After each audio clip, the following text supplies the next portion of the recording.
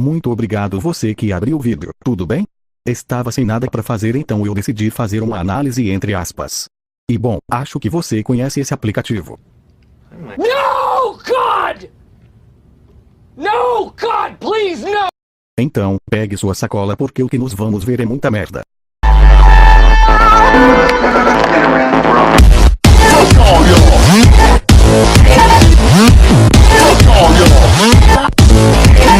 Se você não sabe o que é isso, toma aqui. Antes Gacha era um RPG, agora é um criador de putaria. Mas bom, chega de conversa e bora começar essa porra. Então, seja bem-vindo ao mundo da tortura tecnológica. E bom, vamos logo criar o nosso personagem, e adivinha, ele vai ser um emo depressivo.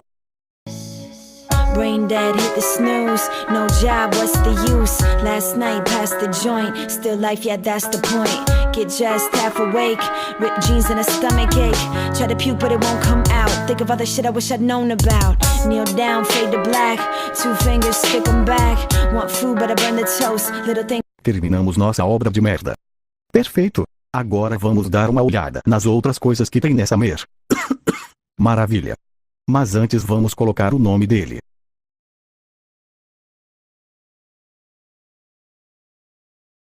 Podemos escolher nossos pets e comprar novos, e é claro, batalhar nas arenas. Vamos batalhar com o emo depressivo para ver se ele tem habilidade. E bom, temos 3 modos: Auto, Element Skill. E eu vou escolher Auto. Olha o emo lá que bonitinho. Fudeu de vez!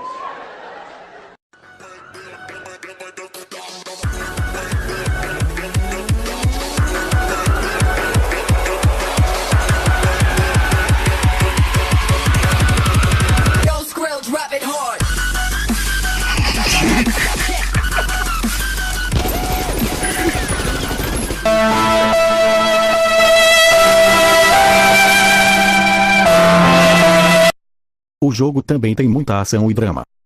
E quando vencemos ganhamos XP como todo RPG para uparmos nossos pets. Mas gente, vamos para o principal motivo do jogo ser tão famoso: os cenários.